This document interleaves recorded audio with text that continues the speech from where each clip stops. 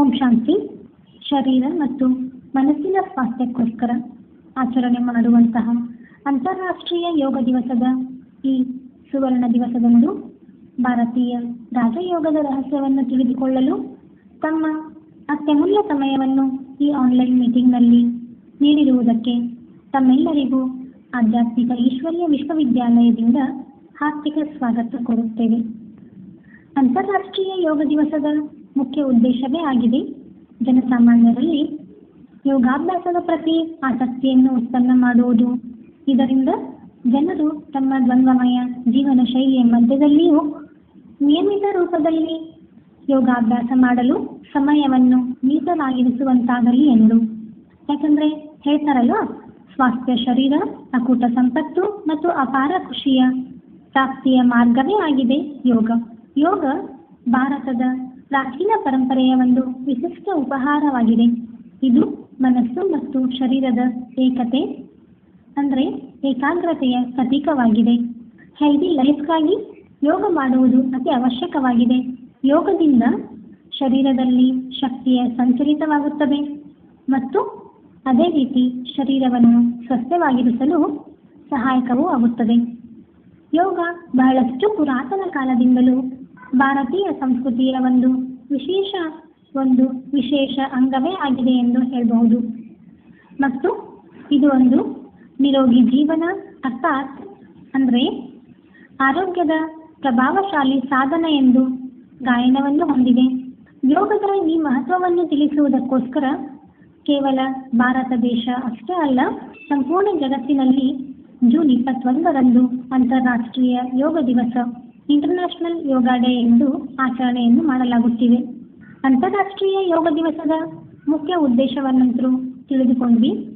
ಆದರೆ ಅನೇಕ ವರ್ಷಗಳಿಂದ ಆಚರಣೆ ಮಾಡುತ್ತಲೇ ಬರುತ್ತಿರುವಂತಹ ಈ ಯೋಗದ ದಿವಸದಿಂದ ನಮಗೆ ಎಷ್ಟರ ಮಟ್ಟಿಗೆ ಸಫಲತೆಯ ಪ್ರಾಪ್ತಿಯಾಗುತ್ತಿದೆ? ಏಕೆಂದರೆ ಯೋಗವನ್ನು ಕಲಿಸುವುದಕ್ಕೋಸ್ಕರ ಅನೇಕ ಯೋಗದ ಕಾರ್ಯಕ್ರಮಗಳನ್ನು ಮಾಡುತ್ತಿದ್ದಾರೆ, ಮೆಡಿಟೇಷನ್ ಸೆಂಟರ್ಗಳಿವೆ. ಆದರೆ ಈ ರೀತಿ ಅದೇ ರೀತಿ ಅನೇಕ ಯೋಗಿ ಮಹಾರಾಜರುಗಳು ಎಂದು ಹೇಳಿಕೊಂಡಿರುತ್ತಾರೆ ಮತ್ತು ಅನೇಕರು ಯೋಗಿ ಮಹಾರಾಜರುಗಳು ಎಂದು ಹೇಳಿಕೊಂಡಿದ್ದಾರೆ. ಆದರೂ ಸಹ ಈ ಯೋಗದ ಪ್ರತಿಫಲವಾಗಿ ನಿರೋಗಿ ಜೀವನ ಯಾರದ್ದೂ ನೋಡುವುದಕ್ಕೆ ಸಿಗುತ್ತಾನೆ ಇಲ್ಲ. ಯಾಕೆ?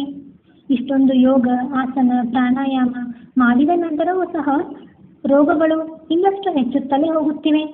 ಅಷ್ಟೇ ಅಲ್ಲ, ಮತ್ತು ಮನಸ್ಸಿನ ಏಕಾಗ್ರತೆಗಾಗಿ ಮತ್ತು ಮನಸ್ಸಿನ ಶಾಂತಿಗಾಗಿ ಮೆಡಿಟೇಷನ್ ಮಾಡುತ್ತಲೇ ಇದ್ದಾರೆ. ಆದರೂ ಸಹ ಈ ಜಗತ್ತಿನಲ್ಲಿ ಪ್ರತಿಯೊಬ್ಬರ ಮನಸ್ಸು ಅಶಾಂತವಾಗಿದೆ ಮತ್ತು ಇದರ ಪರಿಣಾಮವಾಗಿ ಮಾನಸಿಕ ತನಾವ, ಡಿಪ್ರೆಷನ್, ಸ್ಟ್ರೆಸ್ ಈ ರೀತಿ ಅನೇಕ ಮಾನಸಿಕ ತೊಂದರೆಗಳಿಗೆ ಒಳಗಾಗುತ್ತಲೇ ಇದ್ದಾರೆ ಜನರು. ಮತ್ತು ಇಷ್ಟೇ ಅಲ್ಲ, ಈ ಯೋಗವನ್ನು ಕಲಿಯುವುದಕ್ಕೋಸ್ಕರ ಮತ್ತು ಕಲಿಸುವುದಕ್ಕೋಸ್ಕರ ಎಷ್ಟೊಂದು ದುಡ್ಡನ್ನು ಖರ್ಚು ಮಾಡ್ತಾ ಇದ್ದಾರೆ. ಏನು ಇದರ ಯಥಾರ್ಥ ಪ್ರತಿಫಲ ನಮಗೆ ಸಿಗ್ತಾ ಇದೆಯಾ? ಇಲ್ಲ. ಹಾಗಿದ್ರೆ ಈ ಅಸಫಲತೆ ಹಿಂದಿನ ಕಾರಣ ಏನಾಗಿದೆ ಮತ್ತು ಇದಕ್ಕೆ ನಿವಾರಣೆ ಏನಾಗಿದೆ ಎಂಬುದನ್ನು ತಿಳಿದುಕೊಳ್ಳೋದು ಅತಿ ಅವಶ್ಯಕವಾಗಿದೆ ಅಲ್ವಾ? ಹಾಗಿದ್ರೆ ಬನ್ನಿ ನಾವು ಶ್ರೀಮದ್ ಭಗವದ್ಗೀತೆಯ ಆಧಾರದ ಮೇಲೆ ಈ ಒಂದು ಅಸಫಲತೆಯ ಕಾರಣ ಮತ್ತು ನಿವಾರಣೆಯನ್ನು ತಿಳಿದುಕೊಳ್ಳೋಣ. ಶ್ರೀಮದ್ ಭಗವದ್ಗೀತೆ ಇದು ಸರ್ವಶಾಸ್ತ್ರಗಳ ಶಿರೋಮಣಿಯಾಗಿದೆ ಮತ್ತು ಶ್ರೀಮದ್ ಭಗವದ್ಗೀತೆ ಒಂದೇ ಒಂದು ಶಾಸ್ತ್ರವಾಗಿದೆ. ಸಾಕ್ಷಾತ್ ಭಗವಂತನೇ ನುಡಿಸಿರುವಂತಹ ಗೀತೆಯಾಗಿದೆ. ಈ ಶ್ರೀಮದ್ ಭಗವದ್ಗೀತೆಯಲ್ಲಿ ಸ್ವಯಂ ಈಶ್ವರನು ಅರ್ಜುನನಂತಹ ಗೃಹಸ್ಥಿಗಳಿಗೆ ಈ ಯೋಗದ ಒಂದು ಜ್ಞಾನವನ್ನು ಕೊಟ್ಟಿದ್ದಾರೆ. ಈ ಯೋಗದ ಜ್ಞಾನವನ್ನು ಕೊಟ್ಟಿದ್ದಾರೆ. ಜಗತ್ತಿನಲ್ಲಿ ಯಾವ ಯೋಗವನ್ನು ಕಲಿಸಲಾಗುತ್ತೋ ಅದರಲ್ಲಿ ಕಣ್ಣು ಮುಚ್ಚಿಕೊಂಡು ಮಾಡುವ ಯೋಗದ ಶಿಕ್ಷಣವನ್ನು ನೀಡಲಾಗುತ್ತದೆ. ಆದರೆ ಶ್ರೀಮದ್ ಭಗವದ್ಗೀತೆಯಲ್ಲಿ ಕಣ್ಣು ತೆರೆದು ಯೋಗಯುಕ್ತರಾಗುವ ಶಿಕ್ಷಣವನ್ನು ಕೊಡಲಾಗಿದೆ. ಶ್ರೀಮದ್ ಭಗವದ್ಗೀತೆಯಲ್ಲಿ ಇದರ ಬಗ್ಗೆ ಉಲ್ಲೇಖವಿದೆ. ಸಂಪ್ರೇಕ್ಷ ಅಂದರೆ ಸಂಪೂರ್ಣವಾಗಿ ತೆರೆದ ಕಣ್ಣುಗಳಿಂದ ಮಾಡುವಂತಹ ಯೋಗ.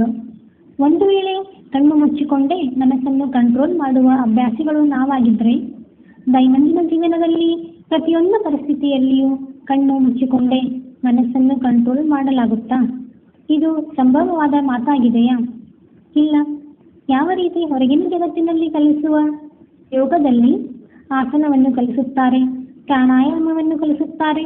ಕೆಲವರಂತೂ ಶ್ವಾಸವನ್ನು ನಿಲ್ಲಿಸಿ ಕುಂಭಕ ಇತ್ಯಾದಿಗಳನ್ನು ಏರಿಸುವುದನ್ನು ಕಲಿಸುತ್ತಾರೆ. ಆದರೆ ಶ್ರೀಮದ್ ಭಗವದ್ಗೀತೆಯಲ್ಲಿ ಯೋಗದ ಅಭ್ಯಾಸದಲ್ಲಿ ಯಾವುದೇ ಪ್ರಕಾರದ ಶಾರೀರಿಕ ಪ್ರಕ್ರಿಯೆಯನ್ನು ಹೇಳಿಲ್ಲ. ಬದಲಿಗೆ ಮನಸ್ಸು ಎಲ್ಲಿ ಎಲ್ಲಿ ಹೋಗುತ್ತೋ ಅಲ್ಲಿಂದ ತಡೆದು ಹಿಡಿದು ಮನಸ್ಸನ್ನು ಆತ್ಮನಲ್ಲಿ ಏಕಾಗ್ರ ಮಾಡಿ ಪರಮಾತ್ಮನೊಂದಿಗೆ ಯೋಗ ಜೋಡಿಸುವುದನ್ನು ಹೇಳಿದ್ದಾರೆ. ಇದಕ್ಕಾಗಿ ಶ್ರೀಮದ್ ಭಗವದ್ಗೀತೆಯಲ್ಲಿಯೂ ಬಂದಿದೆ, ಯಥೋ ಯಥೋ ನಿಶ್ಚರತಿ ಮನಶ್ಚಂಚಲಂ ಅಸ್ಥಿರಂ ತತ ತತ ನಿಯಮೇತತ್ ಆತ್ಮನೇವ ವಶಂ ನಯೇತ್. ಜಗತ್ತಿನಲ್ಲಿ ಯೋಗಿಗಳು ಕರ್ಮವನ್ನು ಬಿಟ್ಟು ಗಂಟೆವರೆಗೂ ಯೋಗಾಸನದಲ್ಲಿ ಕುಳಿತುಕೊಳ್ಳುತ್ತಾರೆ. ಆದರೆ ಶ್ರೀಮದ್ ಭಗವದ್ಗೀತೆಯಲ್ಲಂತೂ ಕರ್ಮಯೋಗದ ಶಿಕ್ಷಣವನ್ನು ನೀಡಿದ್ದಾರೆ. ಅಂದರೆ ಕರ್ಮ ಮತ್ತು ಯೋಗ ಜೊತೆಯಲ್ಲಿ ಮಾಡುವುದಕ್ಕೆ ಕಲಿಸಿದ್ದಾರೆ. ಇದಕ್ಕಾಗಿ ಶ್ರೀಮದ್ ಭಗವದ್ಗೀತೆಯಲ್ಲಿ ಹೇಳಿದ್ದಾರೆ, ಯಥೋ ಇಂದ್ರಿಯಾಣಿ ಮನಸ ನಿಯಮ್ಯ ರವತೆ ಅರ್ಜುನ ಕರ್ಮೇಂದ್ರಿಯೈ ಕರ್ಮಯೋಗಮಾಸಕ್ತ ಸ ವಿಶಿಷ್ಯತೆ. ಮತ್ತು ಕೇವಲ ಕರ್ಮದ ಜೊತೆಯಲ್ಲಿ ಯೋಗ ಮಾಡುವುದಷ್ಟೇ ಅಲ್ಲ, ಶ್ವಾಸದಲ್ಲಿಯೂ ಭಗವಂತನ ನೆನಪು ಮಾಡುವುದಕ್ಕೆ ಹೇಳಲಾಗಿದೆ. ಹಾಗಿದ್ರೆ ಯೋಗ ಅಂದರೆ ಏನು? ಯೋಗ ಅಂದರೆ ಸಂಬಂಧವನ್ನು ಜೋಡಿಸುವುದು, ಸಂಬಂಧವನ್ನು ಕೂಡಿಸುವುದು ಎಂದರ್ಥ. ಆದರೆ ಯಾರೊಂದಿಗೆ? ಭಗವಂತನೊಂದಿಗೆ ಸಂಬಂಧವನ್ನು ಜೋಡಿಸುವುದು. ಯಾವುದೇ ಮನುಷ್ಯರೊಂದಿಗೆ ಅಲ್ಲ. ಮನುಷ್ಯಾತ್ಮರುಗಳು ಅನೇಕ ಜನ್ಮಗಳಿಂದ ದೇಹಾಭಿಮಾನದ ಕೊಳಚೆಯಲ್ಲಿ ಸಿಲುಕೆ ಹಾಕಿಕೊಂಡಿದ್ದಾರೆ. ವಿನಾಶಿ ದೇಹಧಾರಿಗಳೊಂದಿಗೆ ಯೋಗ ಜೋಡಿಸುತ್ತಾ ಬರುತ್ತಿದ್ದಾರೆ. ಆದರೆ ಪರಮಾತ್ಮನೊಂದಿಗೆ ಇಲ್ಲಿಯವರೆಗೂ ಯಾರೂ ಸತ್ಯವಾದ ಯೋಗವನ್ನು ಜೋಡಿಸಲಾಗಿಲ್ಲ. ಯಾವ ರೀತಿ ತಾಮ್ರದ 2 ತಂತಿಗಳನ್ನು ಜೋಡಿಸಿದಾಗ ಅದರಲ್ಲಿ ವಿದ್ಯುತ್ ಪ್ರವಾಹವಾಗುತ್ತದೆ ಅಲ್ವಾ? ಅದೇ ರೀತಿ ರಬ್ಬರ್ ಹಾಕಿರ್ತಕ್ಕಂಥ 2 ತಾಮ್ರದ ತಂತಿಗಳನ್ನು ಜೋಡಿಸಿದರೆ ಅದರಲ್ಲಿ ವಿದ್ಯುತ್ ಪ್ರಸಾರ ಆಗುವುದಿಲ್ಲ. ಅದೇ ರೀತಿ ದೇಹಾಭಿಮಾನಿ ದೇಹಧಾರಿಗಳೊಂದಿಗೆ ಸಂಬಂಧವನ್ನು ಇಟ್ಟಾಗ ಅವಿನಾಶಿ ಸುಖ ಶಾಂತಿಯ ಪ್ರಾಪ್ತಿ ಆಗುವುದಿಲ್ಲ. ಅವಿನಾಶಿ ಸುಖ ಶಾಂತಿಯ ಪ್ರಾಪ್ತಿಗಾಗಿ ಎಲ್ಲದಕ್ಕೂ ಮೊದಲು ನಮ್ಮನ್ನು ನಾವು ತಿಳಿದುಕೊಳ್ಳಬೇಕಾಗಿದೆ ಮತ್ತು ನಮ್ಮ ತಂದೆ ಯಾರಾಗಿದ್ದಾರೆ ಎಂದು ತಿಳಿದುಕೊಳ್ಳಬೇಕಾಗುತ್ತೆ. ಹಾಗಿದ್ರೆ ಇದನ್ನು ತಿಳಿಸುವಂತಹ ಜ್ಞಾನ ಯಾವುದಾಗಿದೆ? ಇದಕ್ಕಾಗಿ ಶ್ರೀಮದ್ ಭಗವದ್ಗೀತೆಯಲ್ಲಿ ಭಗವಂತನು ಹೇಳಿದ್ದಾನೆ, ವಿದ್ಯಾಹುಮೆ ಮೇ ಆಧ್ಯಾತ್ಮಿಕ ವಿದ್ಯಾಹು. ಅಂದರೆ ವಿದ್ಯೆಗಳಲ್ಲಿ ನಾನು ಆಧ್ಯಾತ್ಮಿಕ ವಿದ್ಯೆ ಆಗಿದ್ದೇನೆ ಎಂದಿದ್ದಾರೆ. ಹಾಗಿದ್ರೆ ಆಧ್ಯಾತ್ಮ ಅಂದರೆ ಏನು? ಆಧ್ಯಾತ್ಮ ಅಂದರೆ ಅದಿ ಅಂದರೆ ಒಳಗಡೆ, ಆತ್ಮ ಅಂದರೆ ಆತ್ಮನ. ಅಂದರೆ ಆತ್ಮನ ಒಳಗಡೆ ಏನಿದೆ ಎಂಬುದನ್ನು ತಿಳಿದುಕೊಳ್ಳುವುದು. ಈ ದೇಹದ ಜ್ಞಾನ ಎಲ್ಲರ ಹತ್ರನೂ ಇದೆ. ಆದರೆ ಆತ್ಮನ ಒಳಗಿನ ಜ್ಞಾನವನ್ನು ಆತ್ಮನ ಒಳ ತಂದೆ, ಗೀತಾ ಜ್ಞಾನದಾತ, ಪರಂಪಿತ ಪರಮಾತ್ಮ, ಶಿವಜ್ಯೋತಿ ನಿರಾಕಾರ ಶಿವತಂದೆ ಹೊರತಾಗಿ ಬೇರೆ ಯಾರೂ ಸಹ ಕೊಡಲು ಸಾಧ್ಯವಿಲ್ಲ. ಮನುಷ್ಯರು ಆಧ್ಯಾತ್ಮಿಕವಾದಿ ಆಗಿರದೇನೆ ಇರೋ ಕಾರಣ ಈಗ ಭೌತಿಕವಾದಿ ಆಗುತ್ತಿದ್ದಾರೆ. ಅಂದರೆ ಧರ್ಮವನ್ನು ಮರೆತು ತಮ್ಮನ್ನು ತಾವು ದೇಹ ಎಂದು ತಿಳಿದುಕೊಳ್ಳಲಾರಂಭಿಸಿದ್ದಾರೆ. ಈ ಕಾರಣದಿಂದ ಜೀವನ ಭಯಭೀತವಾಗಿದೆ ಮತ್ತು ದುಃಖಿಗಳಾಗುತ್ತಾ ಹೋಗುತ್ತಿದ್ದಾರೆ. ಇದಕ್ಕಾಗಿ ಶ್ರೀಮದ್ ಭಗವದ್ಗೀತೆಯಲ್ಲಿ ಉಲ್ಲೇಖವಿದೆ, ಸ್ವಧರ್ಮೇ ನಿಧನಂ ಶ್ರೇಯ ಪರಧರ್ಮೋ ಭಯಾವಹಂ. ಅಂದರೆ ಪರಧರ್ಮದಲ್ಲಿ ಭಯಭೀತರಾಗಿ ಜೀವನ ಮಾಡುವುದರ ಬದಲಿಗೆ ಸ್ವಧರ್ಮದಲ್ಲಿ ಸಾಯುವುದೇ ಶ್ರೇಷ್ಠ. ಮತ್ತು ಇಂದಿನ ದಿನಗಳಲ್ಲಿ ಯೋಗದ ತಾತ್ಪರ್ಯವನ್ನು ಶರೀರದ ಯೋಗಾಸನ, ಪ್ರಾಣಾಯಾಮ, ಹಠಯೋಗವನ್ನು ಮಾಡುವುದೇ ಯೋಗ ಎಂದು ತಿಳಿದುಕೊಳ್ಳುತ್ತಾರೆ. ಆದರೆ ಯೋಗಾಸನದಿಂದ ಆ ಯೋಗಾಸನದಿಂದ ಶರೀರದ ಆರೋಗ್ಯ ಮತ್ತು ಆ ಯೋಗಾಸನಗಳಿಂದ ಶರೀರದ ಆರೋಗ್ಯ ಮತ್ತು ಒಂದು ಹಂತದವರೆಗೆ ಮಾನಸಿಕ ಆರೋಗ್ಯವೂ ಸಿಗಬಹುದು. ಆದರೆ ಸಂಪೂರ್ಣ ಸುಖ ಶಾಂತಿಯ ಪ್ರಾಪ್ತಿ ಕೇವಲ ಆತ್ಮ ಮತ್ತು ಪರಮಾತ್ಮನ ಜೊತೆಗೆ ಯೋಗವನ್ನು ಜೋಡಿಸಿದಾಗ ಮಾತ್ರ ಸಿಗಲು ಸಾಧ್ಯವಾಗುತ್ತದೆ. ಇದನ್ನೇ ಸತ್ಯವಾದ ಅರ್ಥದಲ್ಲಿ ಯೋಗ ಎಂದು ಹೇಳಲಾಗುತ್ತದೆ. ಯೋಗ ಇದನ್ನು ಸಹಜವಾದ ಶಬ್ದದಲ್ಲಿ ಹೇಳುವುದಾದರೆ ನೆನಪು ಎಂದು ಹೇಳಲಾಗುತ್ತದೆ. ಮತ್ತು ನೆನಪು ಮಾಡುವುದು ಇದು ಒಂದು ಸ್ವಾಭಾವಿಕ, ಸರಳ, ನಿರಂತರ ಪ್ರಕ್ರಿಯೆಯಾಗಿದೆ ಅಲ್ವಾ? ಯಾವ ರೀತಿ ಸ್ನೇಹಿತರನ್ನು ನೆನಪು ಮಾಡ್ತಾರೆ, ತಾಯಿ ಮಗುವನ್ನು ನೆನಪು ಮಾಡ್ತಾರೆ. ಈ ರೀತಿ ನೆನಪು ಮಾಡುವಾಗ ಯಾವುದೇ ಪ್ರಕಾರದ ಸಾಧನಗಳ ಮತ್ತು ಯಾವುದೇ ಶಾರೀರಿಕ ಪರಿಶ್ರಮ ಮಾಡುವಂಥ ಅವಶ್ಯಕತೆ ಬರುವುದಿಲ್ಲ ಅಲ್ವಾ? ಅದೇ ರೀತಿ ಶ್ರೀಮದ್ ಭಗವದ್ಗೀತೆಯಲ್ಲಿ ಹೇಳಿದ್ದಾರೆ, ಭಗವಂತನನ್ನು ನೆನಪು ಮಾಡುವುದಕ್ಕಾಗಿ ಯಾವುದೇ ಇಂದ್ರಿಯಗಳನ್ನು ಬಲವಂತಪೂರ್ವಕವಾಗಿ ತಡೆಹಿಡಿಯುವುದು ಮತ್ತು ಇಂದ್ರಿಯಗಳ ಕರ್ಮಧಾರೆಯ ವಿರುದ್ಧವಾಗಿ ಹೋಗುವ ಯಾವುದೇ ಅವಶ್ಯಕತೆಯೂ ಇಲ್ಲ.